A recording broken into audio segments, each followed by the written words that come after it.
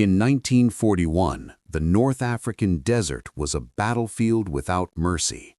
A vast ocean of sand stretched beyond the limits of sight, swallowing tanks, trucks, and entire units in its blinding storms. By day, the sun scorched metal until it burned the skin. By night, the cold crept into the bones. It was a place where compasses failed, engines choked on sand, and men vanished without a trace. The British Army had come to fight a conventional war, lines of infantry, heavy artillery, organized advances, but the desert refused to cooperate. Supply routes stretched thin across hundreds of miles. Airfields were vulnerable, front lines shifted constantly. Against them stood the Africa Corps under Erwin Rommel, fast, aggressive, unpredictable. German forces struck hard, then disappeared into the vastness before the British could respond. Every British setback in North Africa revealed the same truth. Traditional tactics were too slow for this war. And then, in the chaos of Cairo, an idea began to take shape. The man behind it was tall, unconventional, and stubborn almost to the point of recklessness. David Stirling was not the typical British officer. He had been injured in a parachuting accident, his back broken in training, and spent months recovering in a hospital bed. But while his body healed, his mind refused to rest. Stirling studied the desert campaign and saw opportunity where others saw failure. He believed the British Army was thinking too small, tied to tradition, restricted by hierarchy, afraid to take risks. He imagined something radical. What if instead of meeting the enemy head-on, small teams slipped behind Axis lines? What if they traveled deep into the desert, striking airfields at night, destroying aircraft on the ground before they could ever take off? What if speed, surprise, and audacity replaced rigid battle plans? It sounded absurd, it sounded impossible, which is exactly why it might work. Stirling proposed creating a new kind of unit, one that would parachute into enemy territory, sabotage critical targets, and vanish before dawn. A force so small it could move invisibly, a force so bold it would make the enemy feel unsafe anywhere. British High Command was skeptical. The desert was already consuming men and equipment at an alarming rate. Why risk more on an untested experiment? But Stirling was relentless. He bypassed layers of bureaucracy, pushing his proposal directly to senior officers. His confidence was infectious. Eventually, approval came, not because everyone believed in the idea, but because there was little left to lose. Thus, in 1941, the Special Air Service Brigade was born. It began with just 66 men. They were not polished parade ground soldiers. Many were misfits, adventurers, men who struggled with discipline but thrived on danger. Stirling did not want obedience above all else. He wanted initiative, courage, imagination. He selected volunteers who could think independently, who could survive alone, who would not freeze when plans fell apart. Among them was a fierce and charismatic officer named Paddy Mayne, a former rugby player with a reputation for fearlessness and unpredictability. There was also Jock Lewis, a quiet but brilliant tactician who would soon revolutionize sabotage techniques. These were not ordinary soldiers, they were gamblers in uniform. Training began in Egypt, far from the safety of Britain. The desert became their proving ground. They learned parachuting, demolitions, navigation, and survival. Equipment was improvised, plans were experimental, mistakes were frequent. Sand ruined weapons, heat exhausted the men. Yet something extraordinary was forming, a culture built on daring and adaptability. Unlike conventional units, rank mattered less than capability. Every man was expected to lead if necessary. Every man needed to understand explosives, vehicles, and navigation. They were not being trained as soldiers in formation. They were being forged as independent operators. Still, doubt followed them. Many senior officers viewed the unit as reckless, a vanity project, an indulgence during a critical campaign. Some predicted it would collapse after its first operation. Others quietly hoped it would. The British Army was steeped in tradition, and the SAS threatened to disrupt that order. If Stirling was right, it meant the old ways were no longer enough. But desperation breeds innovation. By late 1941, British forces in North Africa were locked in a struggle that showed no sign of ending. Axis aircraft struck supply lines with devastating effect. Forward airfields seemed untouchable. Every German plane destroyed in the air cost lives and resources. Stirling's logic was brutally simple: destroy them on the ground instead. The desert, once seen as an obstacle, would become their ally. Its vast emptiness could conceal small teams better than any forest or mountain range. Distance was no longer a barrier, it was protection. The philosophy of the new unit was clear: attack unexpectedly, strike precisely, withdraw immediately, avoid prolonged firefights, avoid recognition, make the enemy fear the night. They adopted a mindset that would define special forces for generations: boldness over numbers, mobility over mass, intelligence over brute force. They would not win by being stronger, they would win by being smarter. And yet, as 1941 drew to a close, they had not fired a single shot in anger. They were still an idea, unproven, fragile, dependent on the success of their first mission. 66 men, a broken officer with a dangerous imagination, a desert that swallowed the unprepared whole. The stage was set. What began as a desperate gamble in a Cairo office was about to be tested in the most unforgiving battlefield on Earth. If Stirling's vision succeeded, warfare would change. If it failed, the SAS would disappear into the sands, just another forgotten experiment in a brutal war.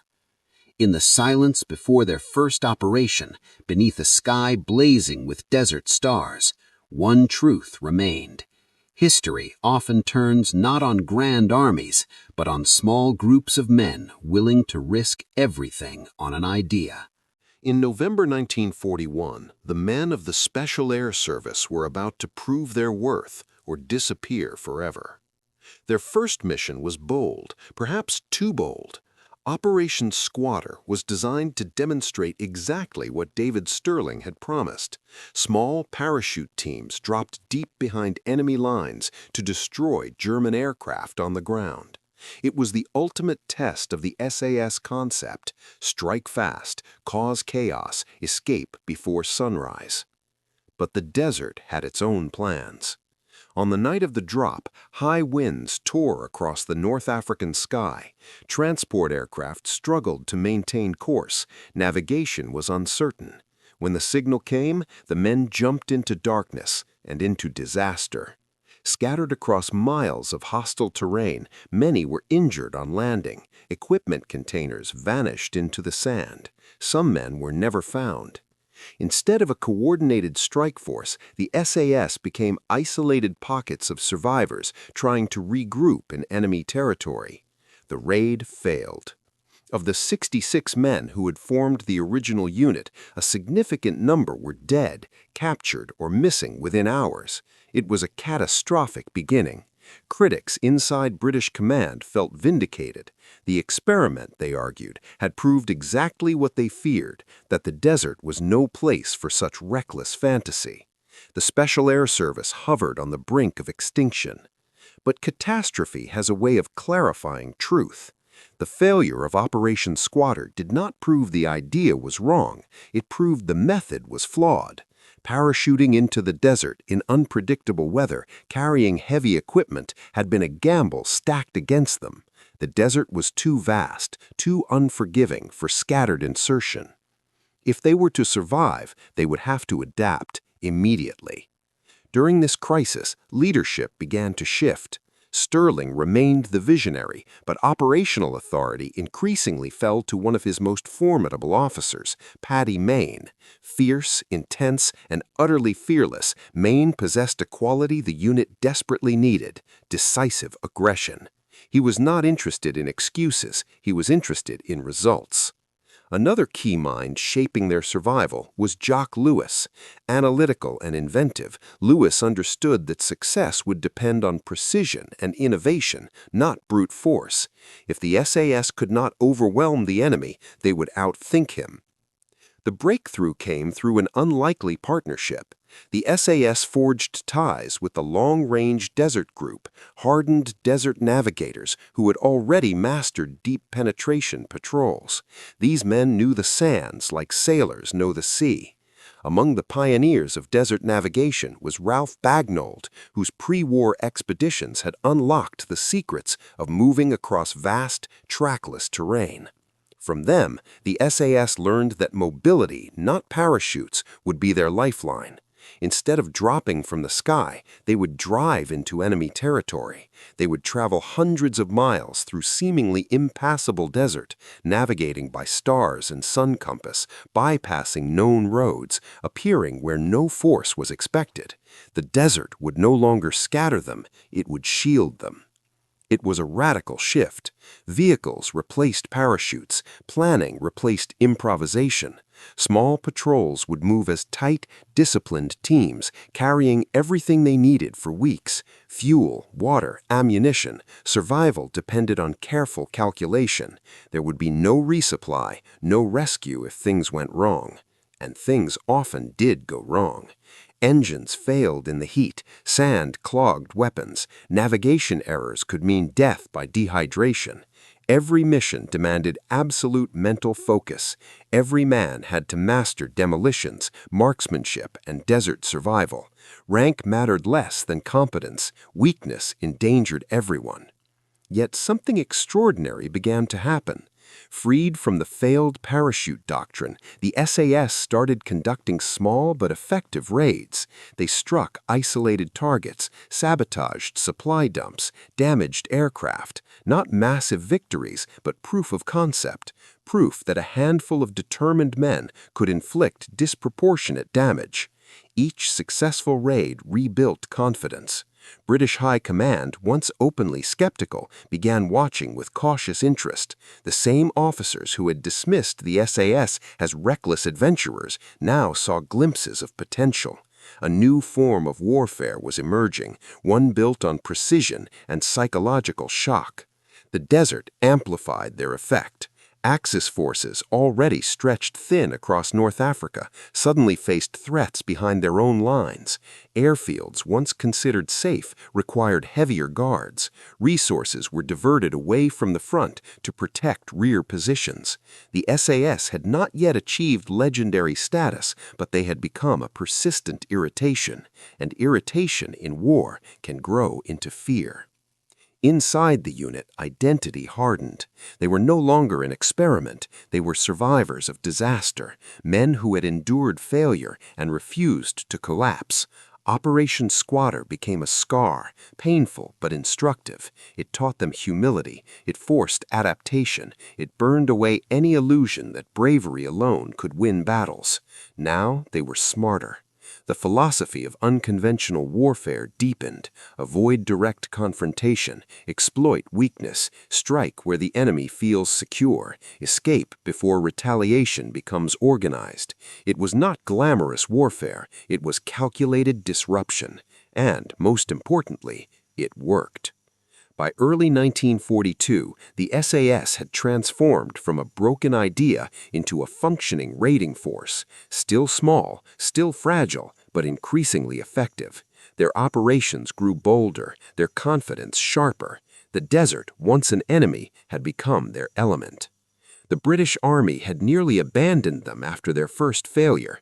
Instead, that failure forged something stronger than initial success ever could have. In war, survival is the first victory. The men of the SAS learned that lesson in the harshest possible way, scattered across wind-torn dunes, hunted, wounded, and nearly erased. From that moment on, they would never rely solely on daring again. They would rely on preparation, mobility, and ruthless efficiency. The catastrophe of Operation Squatter did not end the SAS, it reinvented it. And now, with new tactics, new partnerships, and hard-earned determination, they were ready to turn adaptation into dominance. By 1942, the Special Air Service had learned a brutal lesson. Survival in the desert demanded more than courage. It demanded engineering, innovation, ruthless practicality. If they were going to strike hundreds of miles behind enemy lines, their weapons and vehicles would have to become extensions of their will. The answer arrived not from Britain, but from America. The Willys Jeep was never designed for deep desert warfare. It was a light utility vehicle built for mobility and simplicity. But in the hands of the SAS, it became something entirely different. Mechanics and soldiers worked side by side, stripping away anything unnecessary. Windscreens were removed, doors discarded, even paint was adapted to blend with the sands. Every pound saved meant more fuel, more ammunition, more range. And range was life. A standard patrol might travel 1,000 miles across open desert. There were no supply depots waiting beyond the horizon. The Jeeps had to carry everything. Fuel cans stacked high, water containers secured with rope, spare tires lashed to the sides. Sand channels were bolted to the bodywork, allowing vehicles to free themselves when swallowed by dunes. Every modification was born from necessity. But mobility alone was not enough. The SAS needed overwhelming firepower. Instead of mounting a single machine gun, they installed multiple Vickers K guns across the front of the vehicle. The Vickers K, originally an aircraft weapon, had an extraordinarily high rate of fire. In the stillness of night, when a convoy of Jeeps opened up simultaneously, the sound was devastating. A wall of bullets tearing through parked aircraft and startled defenders. The sheer volume of fire created the illusion of a much larger attacking force. The Jeep was no longer transport, it was a fast-moving gun platform. Yet firepower was half the equation. Precision sabotage would define their effectiveness. And here, the quiet genius of Jock Lewis changed everything. Lewis understood that traditional explosives were inefficient for the kind of surgical strikes the SAS required. Blowing up an airfield runway was difficult and time-consuming. Destroying aircraft individually was far more practical. So he developed a compact, timed explosive, later known simply as the Lewis bomb. Small, lightweight, and reliable, the device allowed a single operator to attach charges to multiple aircraft in minutes, set the fuse, move to the next target. By the time the alarm sounded, it was already too late. Planes that survived dogfights over the Mediterranean were reduced to burning wreckage without ever leaving the ground. The combination was lethal. High-speed Jeep assaults for shock and suppression, followed by precise demolition work, chaos and calculation working in perfect harmony. Navigation remained the silent partner in every operation. Crossing trackless desert required skill that bordered on art. The SAS adopted advanced desert navigation techniques pioneered by explorers like Ralph Bagnauld. Using sun compasses, star readings, and meticulous map calculations, patrols could traverse terrain the enemy considered impassable. The desert was their highway, invisible to those who feared it. Every raid followed a ruthless logic. Travel by day, concealed in remote wadis or behind dunes. Engines off, silence, heat pressing down like a physical weight. At dusk, engines roared back to life. The Jeeps moved in tight formation, headlights off, guided only by moonlight and instinct. Then, at the edge of an Axis airfield, they would pause. The stillness before attack was often the most dangerous moment. German and Italian crews slept nearby. Guards patrolled lazily, confident in distance as protection. The enemy believed geography was security. They were wrong. When the signal came, the Jeep surged forward at full speed. Machine guns erupted in synchronized fury. Tracers stitched across wings and fuel tanks. Mechanics scrambled in confusion. Searchlights swung wildly, struggling to find targets that refused to slow down. The SAS vehicles weaved between parked aircraft, gunners firing point-blank into engines and fuselages. Then the demolition teams dismounted. Charges were planted with mechanical precision, fuses lit. In minutes, the patrol withdrew the same way it came, violently and without hesitation.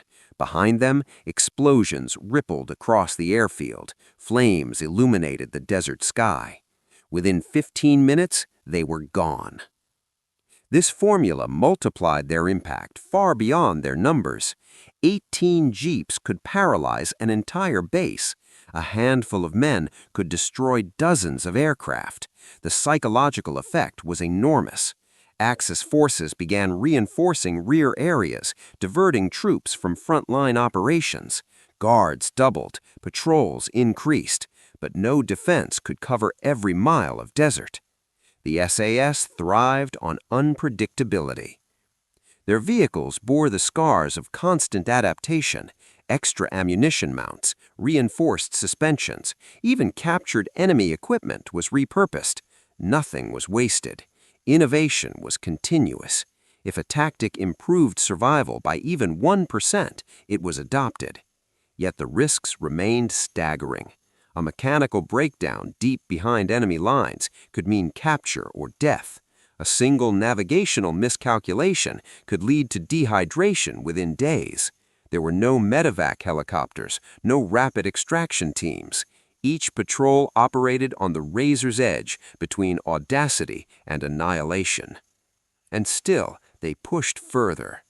The Jeep, once a modest utility vehicle, had become the embodiment of a new warfare philosophy: speed over armor, initiative over mass. It symbolized the transformation of the SAS itself: light, flexible, deadly. What made it extraordinary was not just steel and ammunition, but the mindset of the men who drove it. They trusted mobility more than fortification, surprise more than superiority. In the vast emptiness of North Africa, they discovered that warfare did not have to be symmetrical to be effective. By mid-1942, the Desert Raiders were no longer improvising out of desperation. They were refining a system. Each raid fed intelligence into the next. Each mechanical adjustment increased efficiency. Each success built a legend that spread quietly through both Allied and Axis ranks. The enemy began to look over his shoulder, even far from the front. And somewhere in the darkness, engines would start again. By the summer of 1942, the desert had become a stage for a new kind of war. The Special Air Service was no longer an experiment. It was a shadow force, small in number, but growing in confidence with every successful raid. Axis airfields that once slept undisturbed now braced for nightfall. Mechanics worked under tension. Guards listened harder to the wind. Because somewhere beyond the horizon, engines might already be moving. The formula was simple, but terrifyingly effective. Travel hundreds of miles through empty desert, approach under darkness, strike with overwhelming speed, disappear before organized resistance could respond. Each operation sharpened the edge of the unit. Coordination improved, fire discipline tightened, demolition timing became almost surgical. Among the most aggressive leaders driving this momentum was Patty Main. Main did not believe in half measures. If they were going to raid an airfield, they would do it with violence so sudden that defenders would question what they had just witnessed. Under his leadership, the Jeep assault tactic reached its peak. But nothing would define the desert campaign more than the raid on Sidi Hanish. In July 1942, intelligence revealed a heavily defended Axis airfield on the Egyptian coast, packed with German aircraft supporting frontline operations. Destroying those planes would directly weaken enemy pressure on British forces. It was a high-risk target, well-guarded, close to main supply routes. Failure would mean annihilation. The plan was audacious. 18 heavily armed jeeps would drive straight onto the airfield. No stealthy crawl, no distant sabotage team, a direct, high-speed assault. Machine guns blazing from the first second, shock as the primary weapon. As darkness fell, the convoy advanced across open desert. Headlights were off. Navigation relied on instinct and calculation honed by months of experience. Every man knew the stakes. If engines failed or they were detected too early, there would be no escape. Then the perimeter appeared in the distance. Without hesitation, the jeeps accelerated. What happened next was chaos engineered with precision. Vickers K guns erupted simultaneously, their high rate of fire shredding aircraft before crews could react. Tracer rounds lit up the night in streaks of orange and white. German sentries, stunned by the sudden assault, scrambled for cover. Some fired wildly, others froze in disbelief. The jeeps did not stop. They tore through rows of parked aircraft, weaving between wings and fuselages, gunners firing point-blank into engines and fuel tanks. Demolition charges were thrown or planted with practiced speed. Explosions began almost immediately, igniting aviation fuel in violent bursts of flame. Within minutes, the airfield was an inferno. Pilots who had expected to launch at dawn instead watched their machines burn. Ammunition stores detonated. Searchlights swung helplessly across empty desert as the raiders exited as quickly as they had entered. The entire assault lasted barely a quarter of an hour. When the smoke cleared, dozens of Axis aircraft were destroyed or crippled. The damage rippled far beyond the runway. Air superiority in the region wavered, supply missions faltered, morale suffered, and perhaps most importantly, the illusion of safety behind the front lines was shattered. The raid on Sidi Hanish was not an isolated success. It was the culmination of months of adaptation. Smaller airfields had already fallen victim to similar tactics. Fuel depots exploded in the night. Communications lines were cut. Each strike forced the enemy to stretch defensive resources thinner. Even the formidable Erwin Rommel felt the pressure. Troops that could have reinforced frontline engagements were redirected to guard rear installations. Convoys traveled with heavier escorts. Airfields fortified perimeters with barbed wire and additional patrols. Every defensive measure drained manpower and attention. The SAS had achieved something remarkable. With fewer than a few hundred men, they were influencing strategic decisions across an entire theater of war. Yet the cost remained high. Mechanical failures during exfiltration could prove fatal. After Sidi Hanish, several jeeps suffered breakdowns while retreating across hostile territory. Pursuit was always possible. Capture meant interrogation and likely execution. The desert was still unforgiving. Success did not guarantee survival. But the psychological edge now belonged to the raiders. Axis soldiers began to fear the night. Rumors spread of phantom units appearing without warning. Some believed the attackers were far more numerous than reality. Others imagined entire brigades roaming freely behind lines. The truth that these devastating blows were delivered by small, disciplined teams was almost harder to accept. The desert amplified myth as much as gunfire. Inside the SAS, identity transformed again. They were no longer proving themselves, they were shaping doctrine. Every raid refined tactics that would later define special operations worldwide: mobility, surprise, concentrated violence, and rapid withdrawal.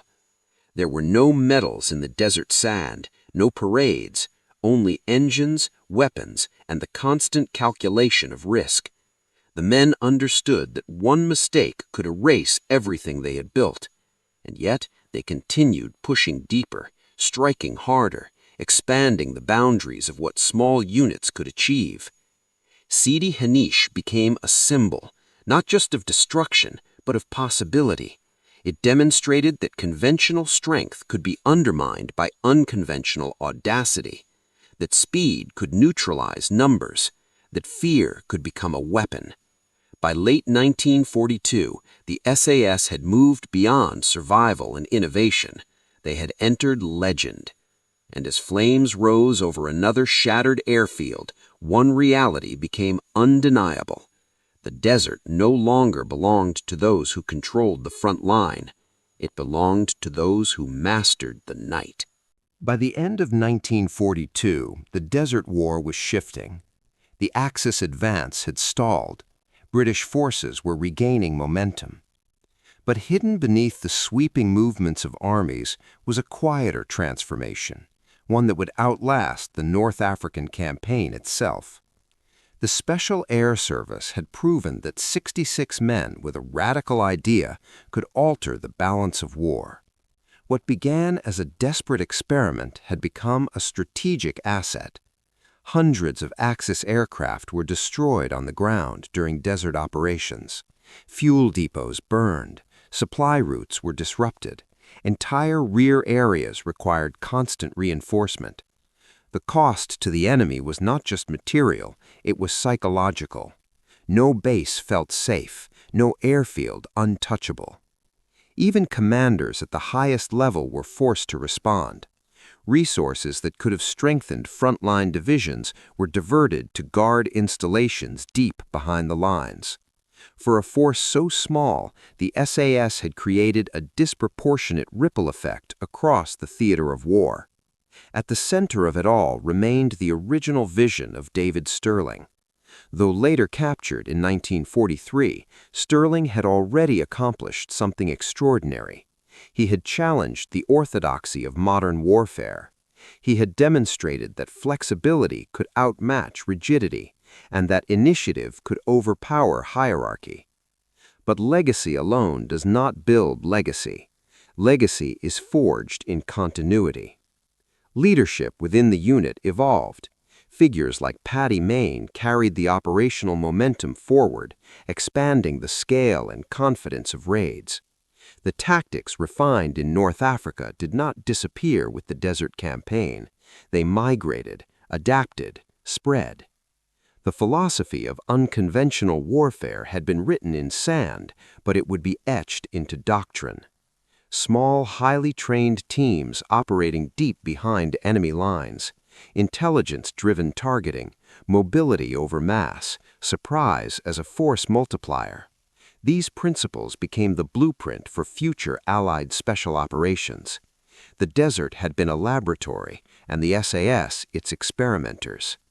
As the war progressed, SAS units were deployed beyond North Africa, into Europe, conducting sabotage missions in occupied territories, disrupting rail lines, coordinating with resistance movements.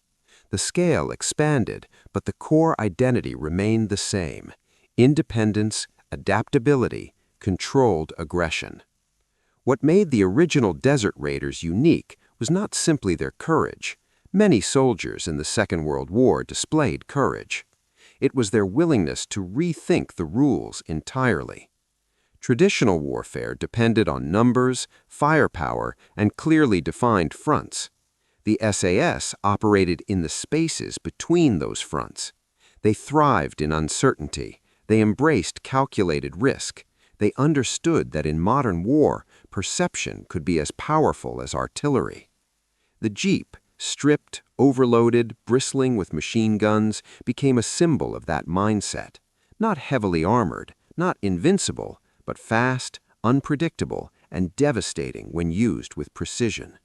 It reflected the men who drove it, lightly equipped, deeply trained, and mentally prepared to operate without support. The legacy of the Desert Campaign extended far beyond 1942. After the war, the Special Air Service was briefly disbanded, only to be reformed as global realities shifted. Counterinsurgency, counterterrorism, covert reconnaissance all drew on lessons first tested under North African stars. Modern Special Forces units around the world trace elements of their doctrine back to those early desert raids. The concept of elite, self-reliant operators capable of independent action behind enemy lines became an accepted necessity rather than a radical gamble. Yet the story is not only about strategy. It is about men who volunteered for uncertainty, who accepted missions where rescue was unlikely, who navigated hundreds of miles by starlight, knowing mechanical failure could mean death, who faced not only enemy fire, but the indifferent brutality of the desert itself. Their success was not inevitable. Operation Squatter nearly ended the experiment before it began. Mechanical breakdowns could have destroyed patrols. A single disastrous raid might have confirmed the skeptics' doubts. The margin between legend and obscurity was razor thin. And that is precisely why their impact endures. The SAS forced a powerful enemy to look inward, to divert strength away from decisive battles, to question assumptions about safety and control. They demonstrated that innovation often comes not from abundance, but from scarcity. When resources are limited, imagination becomes the ultimate weapon. Today, Special Forces units train with advanced technology, satellite navigation, and precision-guided weaponry, but the foundation remains startlingly familiar. Small teams, deep penetration, surprise, speed, withdrawal. The desert provided the proving ground. The SAS provided the blueprint. History often remembers grand offensives, armored divisions, and decisive battles. Yet sometimes the most profound changes occur in the margins, in quiet planning rooms, in improvised workshops, in moonlit raids executed by a handful of determined individuals. In 1941, the idea of the Special Air Service seemed reckless. By 1942, it was revolutionary. The sands of North Africa have long since shifted, erasing tire tracks and footprints alike. Airfields once engulfed in flames are silent. The war has passed into memory. But the legacy of those early desert raiders remains embedded in modern warfare doctrine across the world. They did not simply destroy aircraft. They redefined what a small unit of highly trained soldiers could achieve. And in doing so, they ensured that the spirit born out of desperation in the North African desert would echo through every generation of special forces that followed.